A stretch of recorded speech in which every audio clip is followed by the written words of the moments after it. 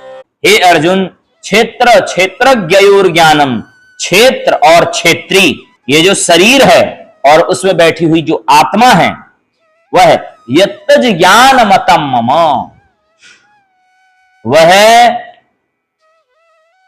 जो आत्मा है वह मेरा ही स्वरूप है।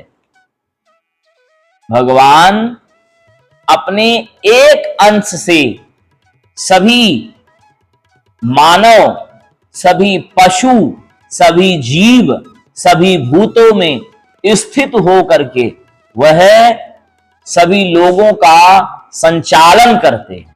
तो कर्म करने की भावना कहां से आती है? आत्मा कर्म नहीं करती। कर्म करने की भावना कहां से आती है? बुद्धि और मन से। किससे आती है? ठीक है, समझ लो ऐसे कि आत्मा क्या है? केवल आपको प्राण दे रही है, चेतना दे रही है, और आपके शरीर को अगर कोई चलाने वाला व्यक्ति है तो वह है बुद्धि और आपका मन। बुद्धि ने कहा ऐसा कृत्य मत करो,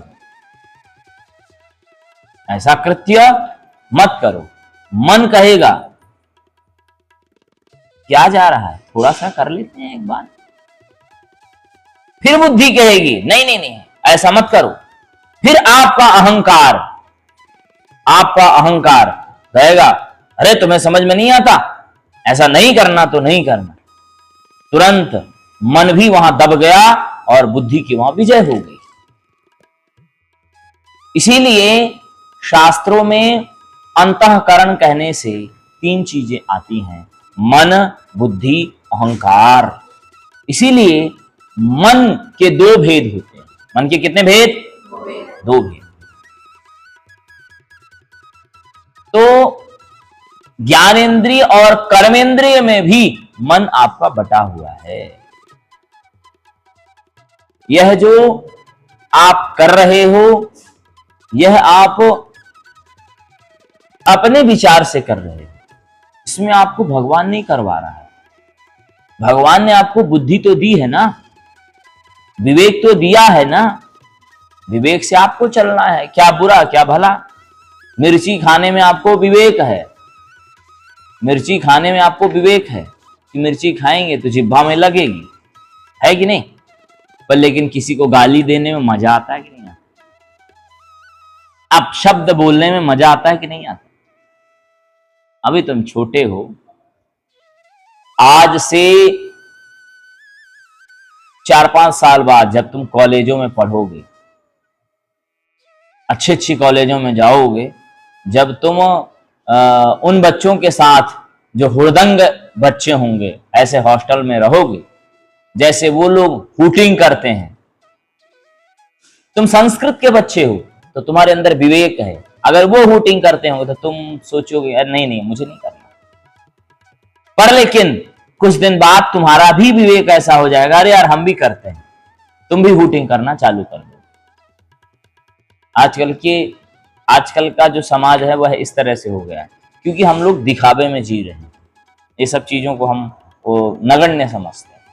तो यहाँ हमारे अंदर जो बैठी हुई आत्मा है वह ही भगवान है, और हमारा जो शरीर है वह ही भगवान है, दोनों भगवान।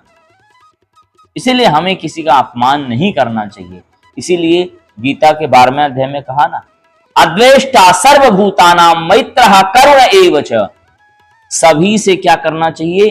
द्वेष नहीं करना चाहिए। अद्वेष्टा, द्वेष जहां विद्यमान ना हो उसी को कहते हैं अद्वेष्ट। ठीक है? अमैत्रः करुण एव च, सभी लोगों से मित्रता रखनी चाहिए। यानी एक है ना, एक डायलॉग है ना, साडा कुत्ता कुत्ता मेरा कुत्ता टॉमी, ऐसे करके है ना, है? तो यानी कि हमारा भी कुत्ता कुत्ता ही है और दूसरे का कुत्ता कुत्ता ही है। अगर सामने आ गया, दूध पिला रहे हैं, खवा रहे हैं, तो दूसरे को भी रोटी तो दे ही सकते हैं, उसको डंडा थोड़ी मारेंगे। हमारी गाय ने अगर भूसा खाया है तो दूसरे की गाय ने अगर वहां पर भूसा खा लिया है, यानी इसका मतलब उसको भूख लगी हुई है। तो अगर आपके पास अगर विवेक है तो आप पानी ले आओ, पानी भी पिला दो, क्या जा रहा है? ठीक है, क्षेत्रज्ञं चापि मां विद्धि सर्वक्षेत्रेषु भारत, क्षेत्र क्षेत्रज्ञयोर्ज्ञानम् यत्तज्ज्ञानम् तं मम।